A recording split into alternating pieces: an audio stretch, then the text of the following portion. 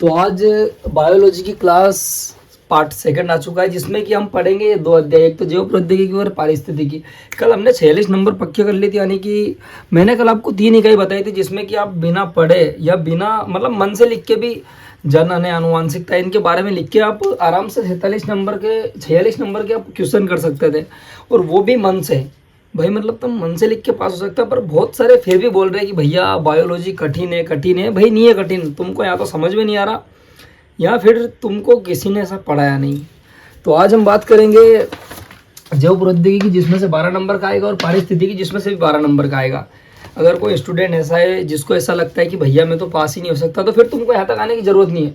तुम मस्त काम करो, एक दो तीन इकाई कंप्लीट कर लो, बस तुम पास हो जाओगे। और जो भी स्टूडेंट हैं जिनको ऐसा लगता है कि भैया हम तो पास नहीं हो सकते, भैया हम इतनी मेहनत नहीं कर सकते, तो तुमको पूरे साल का इतना कुछ पढ़ने की ज़रूरत ही नहीं थी। तुमको सिर्फ जनन और जो 2 इकाई है स्टार्टिंग की, जिसमें से 16-16 नंबर के आएंगे, तुम अगर वो 2 कर लेते तो तुम्हारे पासिंग नंबर लगभग 25 नंबर है, यानी कि लगभग 70 नंबर का पेपर है, तुम्हारे 25 नंबर पासिंग है। तो 25 नंबर तो तुम आराम से ले आते यार, 2 इकाई अगर करते तो। लेकिन तुम क्या उलझ जाते हो, हर एक पार्ट करने की सोचते हो, हर एक अध्याय पढ़ने की सोचते हो, सारे बुक्स पढ़ने की सोचते हो, तो भाई उसमें फिर थोड़ी सी दिक्कत आ जाती है, उसमें समझ में नहीं आता हमको।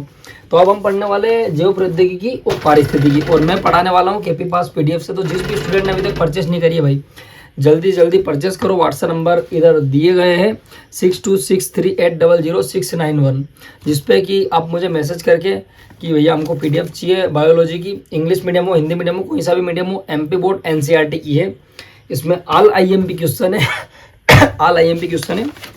और ये सिर्फ हमने 3 भाग में डिवाइड किया, यानी कि 3 पेज में 13 अध्याय के आईएमपी क्वेश्चन है। तो भाई तुम समझ सकते हो कि कितना ही मस्त है। और जो तुमको लगता है कि भाई तुम बहुत अच्छे पढ़ा रहे हो, तो एक बार कमेंट करके बता देना कि समझ में आ रहा है सब कुछ जो मैं बता रहा हूँ। तो आज हम पढ़ने वाले हैं अध्याय, इधर गई हमारी अध्ययन, आज हम पढ़ने वाले हैं अध्याय 9, 10, 11, 12, 13। आज हम सिर्फ 5 अध्याय पढ़ने वाले हैं, कल हमने 8 अध्याय पढ़े थे। तो जितने भी स्टूडेंट है भाई रेडी रहो, लाडले हो, तुम मेहनत करके सब कुछ कर सकते हो, बस तुमको समझ में नहीं आ रहा, और अब तुम्हारा भाई तुम्हारे साथ है। तो ठीक है, अब मतलब 3 घंटा तक एक भी बंद नहीं रहे, वो 3 मन से लिखो, जो भी आए, जनन के बारे में आए, कई भी चीज़ के बारे में आए, लिखो। ठीक है, तो अब हम आ चुके हैं अध्याय, कितने अध्याय से कर रहे हैं अपन प्रारंभ?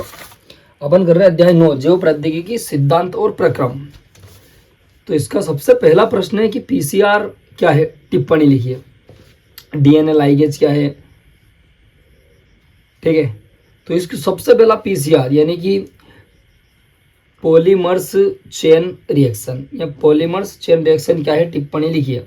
तो पीसीआर एक प्रयोगशाला तकनीक है जिसके द्वारा डीएनए के किसी विशिष्ट भाग, मतलब पीसीआर एक ऐसी तकनीक है जिससे कि हम डीएनए का कोई सा भी विशिष्ट भाग हो, डीएनए का किसी भी विशिष्ट भाग की बहुत बड़ी संख्या में प्रतियां बनाई जाती है, मतलब डीएनए की बहुत बड़ी बड़ी संख्या में प्रतिलिपियां बनाई जाती हैं, प्रतियां बनाई जाती है, जिससे प्रतियां बनाई जाती है। इसका उपयोग अनुवांशिक अनुसाधन, रोगों अनुसंधान, रोगों की पहचान, मतलब भाई डीएनए की जितनी फिंगरप्रिंट हो कि एक प्रकृति बने, एक जो रचना बने, सारी चीज़ हो पीसीआर देखे, मतलब पीसीआर तकनीक के द्वारा की जाती है। पीसीआर तकनीक प्रयोगशाला, ठीक है, इसे ही पीसीआर कहते हैं। डीएनए फिंगरप्रिंट में भी किया जाता है इसका उपयोग।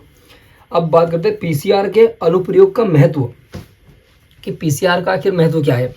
तो देखो, पीसीआर का डीएनए चेक करना, ये सारा कहता है फिंगरप्रिंट वगैरह। तो इसमें है कि डीएनए वायरस और बैक्टीरिया से होने वाले रोगों के निदान में, मतलब अगर तुमने पीसीआर करवाओ तो तुम्हारा पता चलेगी नहीं कि कहीं की बीमारी है, उनको फिर इलाज कही है, फिर सारी चीज़ हो ना, अगर समझ में आएगी अपने तो अपन हर एक चीज़ बता सकेंगे। तो जो सारो काम रहे हो समझवा को, यो काय को रहे पीसीआर को, पीसीआर तकनीक का द्वारा, ठीक है। अब पीसीआर तकनीक से वायरस बैक्टीरिया से होने वाले रोगों के निदान में, पितृत्व परीक्षण में, ठीक है, जो संतान को चेक करते हैं कोई से भी, ठीक है, तो वो इसमें रहता है, मतलब तुम समझ सकते हो। बाकी डीएनए लाइगेज क्या है, तो डीएनए लाइगेज एक ऐसा एंजाइम है जो डीएनए के खंडों को जोड़ने का कार्य करता है। डीएनए लाइगेज तुम लगेज समझ सकते हो कि लगेज हम अपने साथ लेके चलते हैं, तो डीएनए लाइगेज ऐसा है जो डीएनए के खंडों को जोड़ता है, मतलब लाइगेज मतलब जुड़ा रहता है, तो उसे डीएनए लाइगेज कहते हैं। तुमको मतलब ये छोटी छोटी चीज़ें तुम मन से लिख सकते हो, लाडले हो, तुम समझते नहीं हो। अब बात करते हैं हम अध्याय 10 के बारे में। एक और इसमें क्वेश्चन है कि जीन थेरेपी क्या है। भाई जीन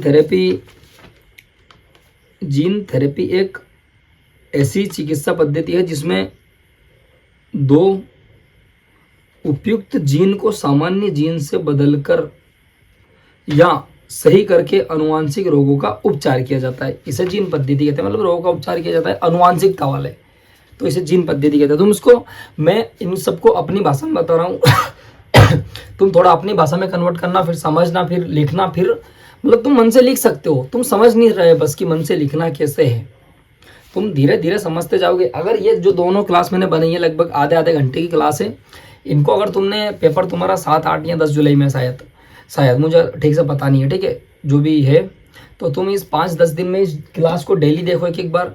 अगर तुमने दोनों क्लास डेली, मतलब दिन में तुम 1 घंटा अगर तुम्हारे भाई के लिए निकाल रहे हो या तुम निकाल सकते हो, तो तुम्हारा 1 साल बचाने की गारंटी मैं लेता हूँ। पर तुमको पढ़ना पड़ेगा, समझना पड़ेगा, लिखना पड़ेगा, नहीं तो बोलो कि भाई ने बोल दिया क्लास देखो और परीक्षा में 3 घंटे बैठो लिखो मत, तो ऐसा नहीं होगा। तुमको लिखना तुमको पड़ेगा, मेहनत तुमको करनी पड़ेगी, सब तुमको करना पड़ेगा, मैं सिर्फ बता सकता हूँ, ठीक है। बहुत सारे स्टूडेंट बोलते हैं भैया आप बहुत बढ़िया पढ़ाते हो, मैंने आज कमेंट पढ़े थे मैंने सारे पुराने जितने भी हैं, बहुत सारे बोल रहे हैं भैया हमको फिजिक्स भी समझाओ, केमिस्ट्री भी समझाओ। तो केमिस्ट्री की ऑलरेडी क्लास आ चुकी है, फिजिक्स की कल आ जाएगी, इंग्लिश की भी कल आ जाएगी। इसके बाद में बहुत सारे स्टूडेंट ये भी बोल रहे हैं कि भैया हमको बायोलॉजी समझाओ, तो बायोलॉजी क्लास आ चुकी है। 10th की भी 6 सब्जेक्ट की क्लास ऑलरेडी आ चुकी है, लगभग मैथ्स बचा है, संस्कृत बचा है, तो दोनों की भी आ जाएगी। तुम मतलब मन से लिख के पास हो सकते हो लाडर 11। तुमको समझ में नहीं आ रहा, तुमको किसी टीचर ने ऐसे बताया नहीं कि आखिर क्या है मेहनत, क्या है पढ़ाई इतना है ही नहीं कुछ भाई। तुमको डरा रखा है कि फिजिक्स इतनी खतरनाक है, केमिस्ट्री इतनी खतरनाक है ही नहीं भाई। तुम मन से, मैंने कल 9 अध्याय पढ़ाया तुमको, पर 9 अध्याय में से ना मैंने तुमको समझाया, ना मैंने तुमको बताया, ना मैंने तुमको लिखना सिखाया। तुमको सिर्फ मैंने पढ़ाया कि भाई ऐसे ऐसे कर देना और तुम मन से लिख दोगे। अब बहुत सारे स्टूडेंट बोल रहे भैया तुमने बहुत सही पढ़ाया, तो भाई तुम सभी समझदार छोरा छोरी बना रहे हो, तुम बहुत समझदार छोरी बने तुम, ठीक है। तो मेहनत करो, चिल करो। अब हम आ चुके हैं अध्याय 10 पे, जैव प्रौद्योगिकी एवं उसके उपयोग। तो आखिर जैव प्रौद्योगिकी का उपयोग कही है, जो प्रौद्योगिकी कही है, ये चीज़ों ना अगर तुम समझ गया तो तुम आराम से पास हो जाओगे, ठीक है। सबसे पहला इसका जो प्रश्न है वो है पारजीनी जीव क्या है, यानी कि ट्रांसजेनिक ऑर्गेनिज्म क्या है, इसके उदाहरण सहित समझाइए। बहुत सारे स्टूडेंट का एक प्रॉब्लम है, बहुत से ज़्यादा स्टूडेंट की प्रॉब्लम है, वो बोल रहे भैया हम इंग्लिश मीडियम से। तो जो वीडियो के कोने में जाओ तुम, इधर के कोने में, इधर के कोने में, शायद पता नहीं मुझे, कि सेटिंग का ऑप्शन है, सेटिंग पे क्लिक करो, लैंग्वेज पे जाओ और लैंग्वेज में जाके इंग्लिश कर लो। सब कुछ मैं अभी बोल रहा हिंदी में, एकदम इंग्लिश में बोलने लग जाऊँगा, ठीक है। मतलब तुम मेहनत करो बस। अब बात करते हैं हम कि पारजीनी जीव क्या है। तो पारजीनी जीव वहाँ जीव है जिसके डीएनए में किसी दूसरे जीव का उपयोग जीन जैव प्रौद्योगिकी की सहायता से प्रविष्ट कराया जाता है, इसे पारजीनी जीव कहते हैं। पारजीनी मतलब किसी दूसरे जीन का या किसी दूसरे जीव का जीन जैव प्रौद्योगिकी की सहायता से प्रविष्ट कराया जाता है, दूसरे का जीन प्रवेश करवाया जाता है प्रौद्योगिकी के द्वारा, इसमें उपयोग किया जाता है, ठीक है। तो इसे पारजीनी कहते हैं। अब पारजीनी से तुम समझ ही रहे हो कि पारजीनी मतलब दूसरे का जीन, यही समझ जाओ बस। इतनी प्रश्न ही अगर तुम समझ गए तो उत्तर में कुछ भी लिखो, पर प्रश्न तुमको समझना पड़ेगा अच्छे से, ठीक है। अब हम बात करते हैं कि जीएम फसल क्या है। तो जीएम फसल, जीएम वह फसल है जिसके जीन में जैव प्रौद्योगिकी द्वारा जैव प्रौद्योगिकी द्वारा परिवर्तन करके उसमें नए और उपयोगी गुण विकसित किए जाते हैं, इसे जीव प्रौद्योगिकी कहते हैं या जीएम फसल कहते हैं, ठीक है। तो जीएम फसल मतलब सारे अध्याय में जीन के बारे में है सिर्फ, कि जीन कैसे कार्य करता है, क्या है। तो इनको तुम समझ जाओ, थोड़ा थोड़ा मन से लिखो, थोड़ा थोड़ा पढ़ो। अब तुम भी साल भर के पढ़ रहे हो तो इनको थोड़ा बहुत मन से लिख दिया करो ऐसे करके। गोल्डन राइस क्या है।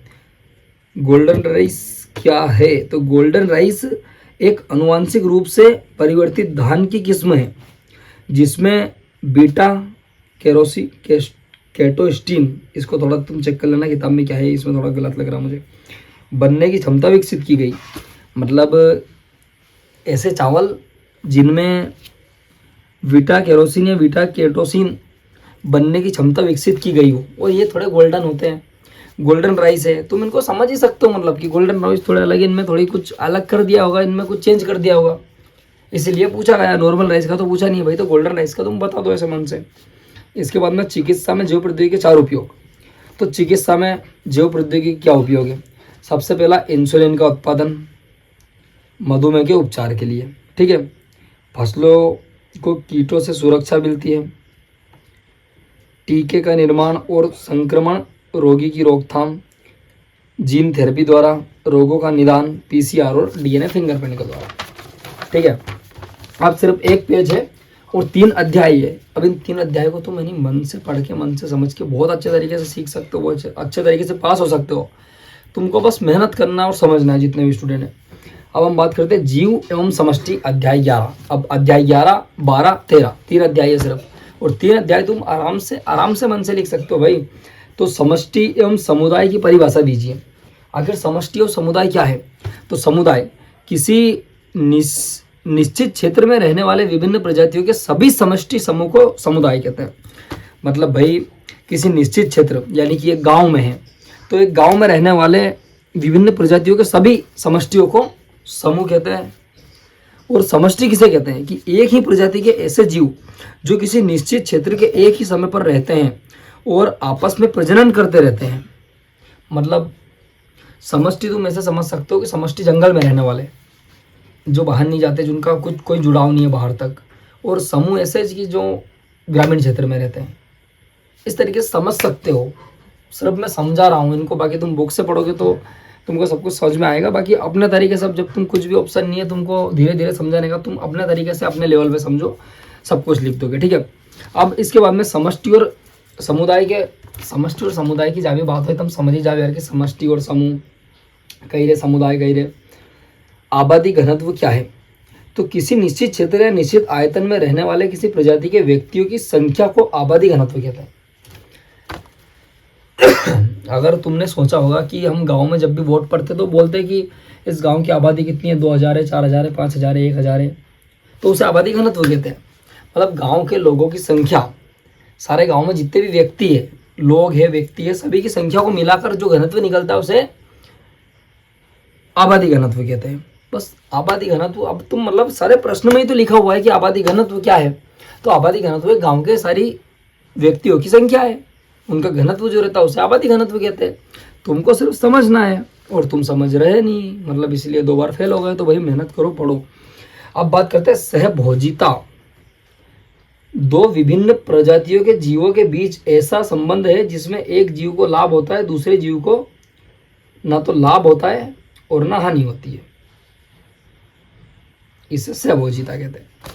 सहभोजिता मतलब एक जीव को लाभ हुआ है अगर, तो दूसरे जीव को हानि होगी, ठीक है। एक बार मैं वीडियो देख लेता हूँ, बंद तो नहीं हुआ गाइस, क्योंकि कई बार ऐसा होता है कि क्लास चलते चलते वीडियो बंद हो जाता है। तो एक बार चेक कर लेना चाहिए अपने को बीच बीच में, जिससे कि आपको जो आनंद आ रहा है पढ़ने में, सही लग रहा है, पढ़ाने का तरीका कैसा लग रहा है, एक बार जरूर कमेंट करके बताएं। और तुम्हारा टीचर कैसे पढ़ाते हैं ये भी कमेंट करके बताएं, ठीक है। तो जो 2 विभिन्न प्रजातियों के जीवों के बीच ऐसा संबंध जिसके एक जीव को लाभ होता है और दूसरे जीव को ना तो लाभ होता है ना हानि होती है। मतलब भाई 2 जीव रहे, उनमें एक के तो लाभ हुई, पर दूसरा जीव का ना लाभ हुई ना हानि हुई, कहीं भी नहीं हुई, ठीक है। तो उसको सहभोजिता कहते हैं। सहभोजिता तुम उदाहरण कहीं समझो, तुम अपने समझ लो, मन से समझो उदाहरण बाबू। इसके बाद में छद्मावरण। छद्मावरण क्या है? वहाँ अनुकूलन है जिसके कोई जीव अपने रंग, आकार या बनावट के अपने आसपास के वातावरण के समान बना लेता है, जिसे वहाँ शत्रुओं से बच सके। बहुत सही बात है कि छद्मावरण, छद्म या तो छद और छद्मा आवरण, मतलब अपने एरिया में रहने वाले के अपने जैसा हो जाना। बहुत सारे हम देखते हैं किसी गांव में जाते तो लोग उसी तरीका व्यवहार करने लग जाते, उसी तरीके का हो जाते, तो मतलब घुल मिल जाते हैं हम, जिससे कि संकट नहीं रहता। अब ये तो हो गई कि इंसानों की बात, लेकिन जानवरों में भी ऐसा रहता है। बहुत सारे आपने सुना होगा कि सांप ऐसे रहते हैं, या बहुत सारे अलग अलग जानवर ऐसे रहते हैं जो कि अगर पीले पौधे पर बैठे तो पीले हो जाते हैं, हरे पौधे पर बैठे तो हरे हो जाते हैं, जिससे कि ना उन पे किसी शिकारी की नज़र पड़ती है ना किसी दूसरे जानवर की नज़र पड़ती है। तो इसी को छद्मावरण कहते हैं। अब है पारजीविता। पारजीवी दो विभिन्न प्रजातियों के जीवों के बीच ऐसा संबंध है जिसमें एक जीव को लाभ होता है, दूसरे जीव को हानि होती है। दो चीज बहुत अच्छा तरीका से समझे अपना कि आबादी घनत्व, तो सारा गांव की आबादी को घनत्व को आबादी घनत्व कहते हैं, ठीक है। अब सहभोजिता और परजीविता, दो में थोड़ा थोड़ा अंतर है, बस ज़्यादा भी नहीं है। सहभोजिता में एक जीव को तो कुछ भी नहीं होता है और दूसरे जीव को ना हानि होती है ना लाभ होती है, एक को लाभ होता है और दूसरे को ना हानि होती है ना लाभ होता है। अब पारजीविता, पारजीविता में एक जीव को लाभ होता है और दूसरे जीव को हानि होती है। डन, ठीक है। और अब तीसरा है अंतरजातीय स्पर्धा। अंतरजातीय स्पर्धा वहां प्रतिस्पर्धा है जो भिन्न भिन्न प्रजातियों के जीवों के बीच भोजन, जल, प्रकाश, स्थान या अन्य संसाधनों के लिए होता है।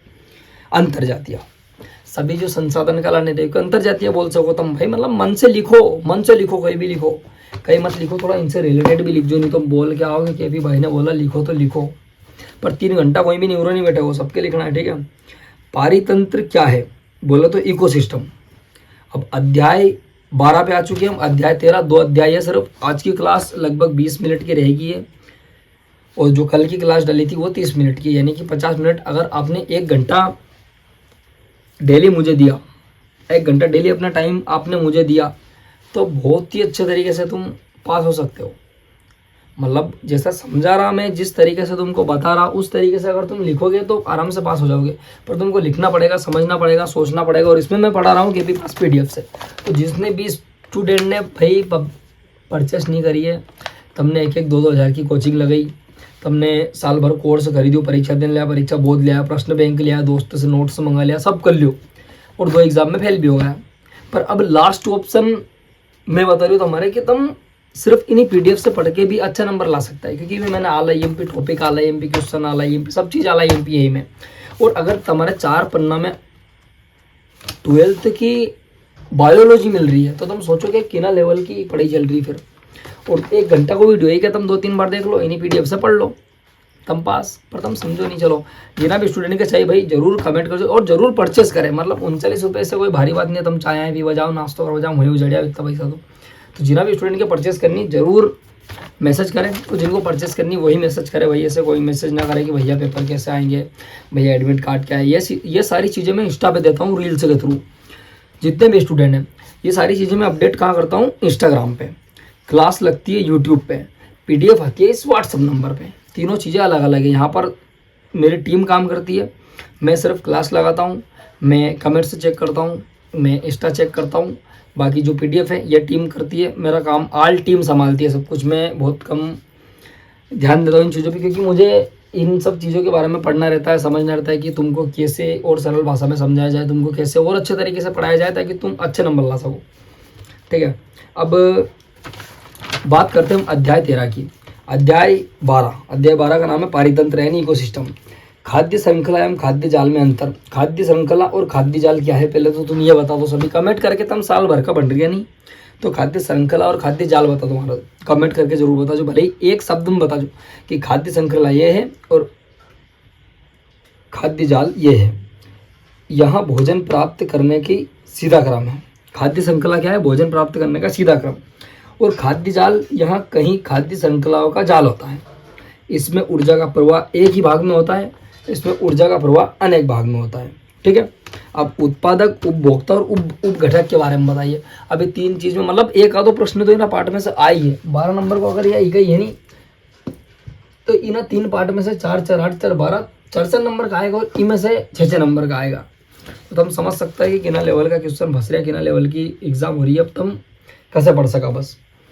अब उत्पादक, उपभोक्ता, अपघटक। उत्पादक क्या है, अपना भोजन स्वयं बनाने वाले जीव जैसे पेड़ पौधे। पेड़ पौधे भाई उत्पादक है जो अपना भोजन खुद बना लेते हैं। और उपभोक्ता क्या है, उपभोक्ता अन्य जीवों के भोजन पर निर्भर रहते हैं जैसे हिरण, शेर। उपभोक्ता तुमको 2 चीज़ समझाई मैंने। उत्पादक हरे पौधे हैं जो प्रकाश संश्लेषण से अपना भोजन बनाते हैं, और उपभोक्ता है जो दूसरे पे निर्भर रहते हैं जैसे कि शेर हिरण पे, हिरण घास पे, ऐसा, ठीक है। और तीसरा है अपघटक। तो मृत जीवों का अपघटन करने वाले जीव, जीवाणु और कवक। तीन चीज़ें बहुत नॉर्मल है, ये बहुत बड़ी परीक्षा में आती है। उत्पादक जो होते हैं वो अपना भोजन स्वयं बनाते हैं, जो उपभोक्ता होते हैं वो दूसरे पे निर्भर रहते हैं। अपन भी उपभोक्ता में आते हैं सारे, ठीक है, क्योंकि अगर हम फसल नहीं उगाएंगे फिर खाएंगे नहीं तो फिर क्या होगा भाई। अपन थोड़ी के धूप की तरफ देखा और जादू की तरह धूप धूप करके धाप गए, कहाँ धाप जाएंगे, भूखे ही रहेंगे भाई फिर भी, ठीक है। और इंसान कभी धापता नहीं है लाडले, वो भोजन से धाप सकता है। तो मेहनत करो, पढ़ो। अब बात करते हैं उपभोक्ता, उत्पादकता, उत्पादक, उपभोक्ता, अपघटक। अपघटक जो अन्य सूक्ष्म जीव का वो करते हैं, अपघटन करते हैं मृत जीवों का, ठीक है, जैसे कीड़े वगैरह रहते हैं और बहुत सारी चीज़ें, ठीक है। इसके बाद में हम आते हैं पारिस्थितिक पिरामिड क्या है, इसके प्रकार। तो इसको तुम समझना थोड़ा। खाद्य श्रृंखला का वर्णन ये भी तुमको समझना पड़ेगा और थोड़े थोड़े करते जाओ बस।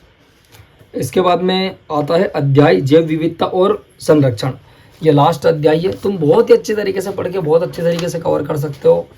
अब यह 13 अध्याय लास्ट अध्याय है, इसको मैं समझा देता हूँ। इसके बाद में हम मिलेंगे नेक्स्ट वीडियो में नए टॉपिक के साथ। और तुम इस 1 घंटे की क्लास से पास हो सकते हो, पढ़ सकते हो, मेहनत कर सकते हो, पढ़ो लिखो बस, ठीक है। पवित्र उपवन क्या है, संरक्षण को इनकी भूमिका लिखिए। पवित्र उपवन, तो पवित्र उपवन ऐसे वन क्षेत्र होते हैं जिनमें स्थानीय लोग धार्मिक या सांस्कृतिक कारणों से पवित्र माने जाते हैं, उनकी रक्षा करते हैं, वन्य जीवों का विविध संरक्षण करते हैं। भाई पवित्र उपवन, पवित्र, पवित्र का मतलब ये कि शांत, अच्छा, सुंदर और एकदम मन से भी पवित्र, स्थान से पवित्र और सही, मतलब जो किसी का गलत ना सोचे, पवित्र, ठीक है। तो ऐसे वन क्षेत्र होते हैं जिनके स्थानीय लोग धार्मिक होते हैं भाई। तो ये सारी चीज़ें कर सकते हो कि ऐसे वन क्षेत्र में रहने वाले धार्मिक लोग जो जंगल की रक्षा करते हैं, जो ईश्वर को मानते हैं, जो सारे धर्म के पालन करते हैं, धर्म के कार्य करते हैं। जैसे कांतारा में तुमने देखा होगा, जो देव पंजुली को समर्पित रहते हैं, देव का उपवन तुमने सुना था, उसमें सब कुछ। तो भाई इससे तुम रिलेट कर सकते हो इस चीज़ों को, ठीक है। अब तो सब समझ ही गया होगा भाई बिल्कुल कि अब कांतारा की बात हो गई है तो पवित्र उपवन तो हम मन से लिख देंगे। अब फिर जैव विविधता, तो जैव विविधता के 3 प्रमुख घटक है, अनुवांशिक विविधता, प्रजाति विविधता, पारितंत्र विविधता, ठीक है।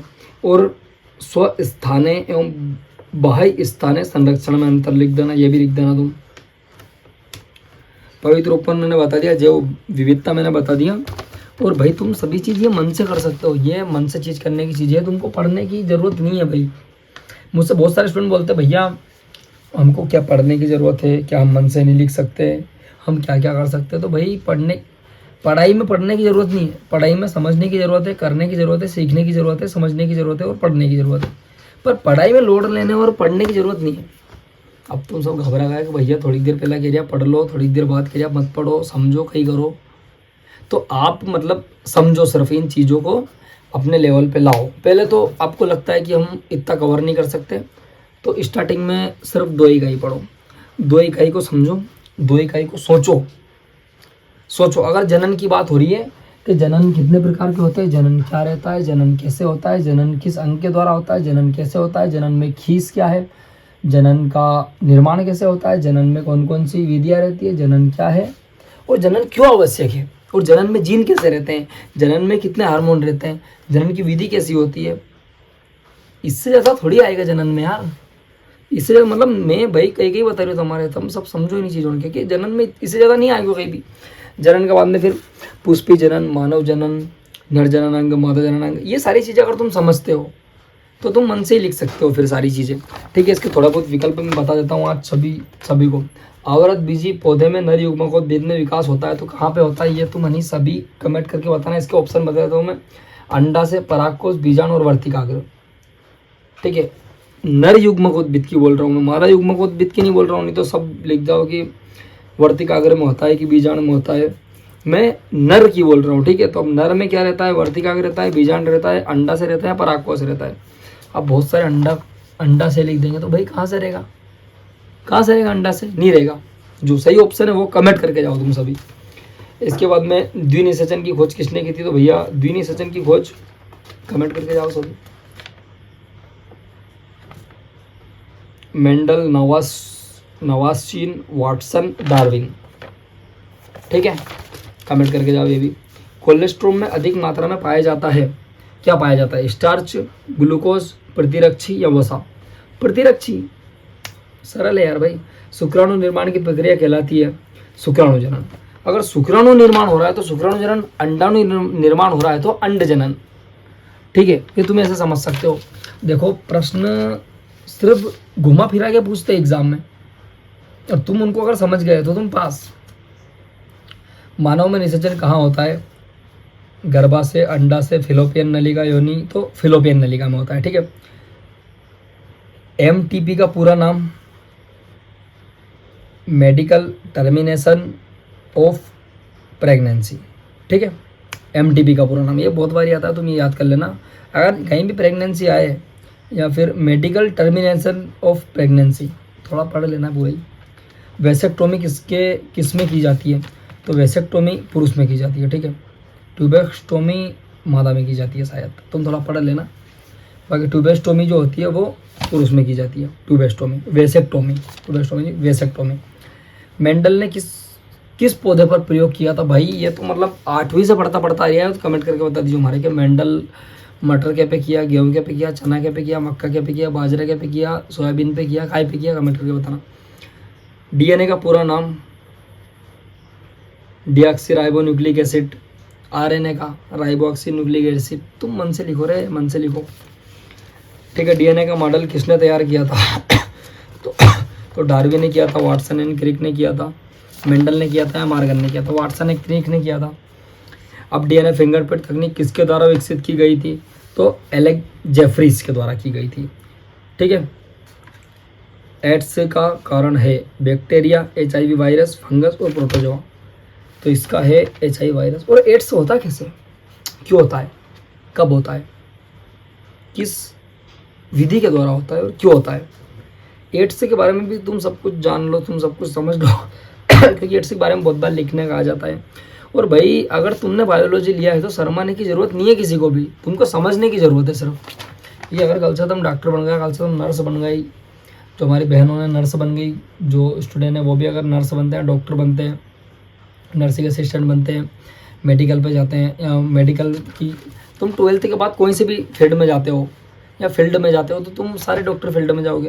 अब वहाँ शर्माने का काम नहीं, वहाँ समझने का काम है कि अगर कोई पूछ रहा है कि भैया कोई रोग हो गया मुझे, तो उस रोग का निदान क्या है, वो रोग क्यों हुआ है, कैसे हुआ है, तुम्हारे शरीर में ऐसी क्या कमी थी जो वो रोग हुआ। ऐसी चीज़ें अगर तुम समझोगे तो तुम डॉक्टर बनोगे। अब तुम अभी से बोलोगे भैया मैं तो जनन के बारे में नहीं जानता, तो फिर तुम कैसे बनोगे डॉक्टर? शर्माना नहीं है, समझना है सभी को। ठीक है। तो एड्स हो गया था एचआईवी वायरस के कारण होता है एड्स। टाइफाइड रोग का कारक है साल्मोनेला टाइफी। टाइफाइड का साल्मोनेला टाइफी, ये भैया मैंने तुमको बताया था सभी को, इसके कारण टाइफाइड होता है। और वो कहाँ पे रहता है? गंदे पानी में। साल्मोनेला टाइफी गंदे पानी में रहता है। बीओडी का संबंध है जल प्रदूषण, वायु प्रदूषण, मृदा प्रदूषण, ध्वनि प्रदूषण, तो जल प्रदूषण से बीओडी का। पीसीआर का पूरा नाम है पॉलीमर्स चेन रिएक्शन। डीएनए जोड़ने वाला एंजाइम है डीएनए लाइगेज। डीएनए एंजाइम की बात हुई तो डीएनए लाइगेज, क्या बात है भाई, मैंने अभी जस्ट तुमको पढ़ाया था यार डीएनए लाइगेज क्या है। तो लगेज मतलब जोड़ने वाला कार्य, तो डीएनए का जोड़ने वाला कार्य को एंजाइम को क्या कहते हैं? DNA ligase. भाई जीएम फसल का अर्थ ये तो बताया अभी हाल ही जस्ट मैंने तुम्हारे बताया था कि डीएनए जीएम फसल का ही वही है। अब अगर तुमने ये बात हमारे कमेंट करके नहीं बताई नहीं तो तुम्हारा भाई तुमसे रुष्ट हो जाएगा, लड़ ले। ठीक है। इसके बाद में आते हैं हम गोल्डन राइस में किस विटामिन की मात्रा अधिक होती है? तो विटामिन ए की। CRY जीन संबंधित है इंसुलिन, बीटी फसल, डीएनए फिंगरप्रिंट, पीसीआर, तो बीटी फसल में। ठीक है। जो तुमको समझने लायक नहीं हो मैं बता भी रहा हूँ सारे के आंसर, लेकिन तुमको जो लगता है अपन जो 2 दिन के पढ़ रहे हैं भाई वो तो तुम बता ही सकते हो जितने भी स्टूडेंट हैं। सहभोजिता में दोनों को लाभ होता है, एक को लाभ होता है दूसरे को प्रभाव नहीं होता, दोनों को हानि होती है, दोनों मर जाते हैं। तो एक को लाभ होता है और दूसरे प्रभावी नहीं होता है सहभोजिता में। ठीक है। और सहभोजिता, उपभोक्ता, अपघटकता, 3 चीज़ें पढ़ी थी हमने जस्ट। सहभोजिता, छद्मावरण, पारजीविता, अंतरजातीय स्पर्धा, 4 चीज़ें पढ़ी थी हमने। सहभोजिता में एक को लाभ होता है जिसमें एक जीव को लाभ होता है, दूसरे को कोई प्रभाव ही नहीं पड़ता कि कहीं भी हो गया, कहीं मतलब ही नहीं है कि भले ही भाई कर लो यार, सिस्टम ही नहीं कहीं। और जो पारजीविता है, इसमें एक को लाभ होता है और दूसरे को हानि होती है, जीव को हानि होती है पोषक तत्व की, ठीक है। अब ये तुम कैसे समझ सकते हो, इसका उदाहरण मैं क्या बताऊँ, पढ़ो पढ़ो बुक में से, ठीक है।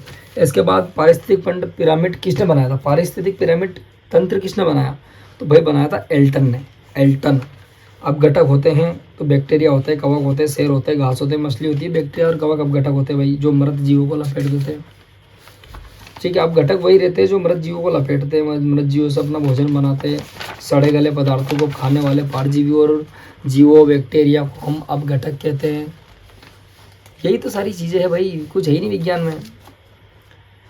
स्वस्थानीय संरक्षण का उदाहरण दीजिए, तो भाई चिड़ियाघर है, राष्ट्रीय उद्यान है, बीज बैंक है और बॉटनिकल गार्डन है, तो राष्ट्रीय उद्यान। बाह्य स्थानीय संरक्षण का उदाहरण है चिड़ियाघर, बाह्य स्थानीय संरक्षण का उदाहरण। मानव में गुणसूत्र की संख्या होती है 46 होती है भाई, 48 नहीं होती है, ना 23 होती है, ना 24 होती है।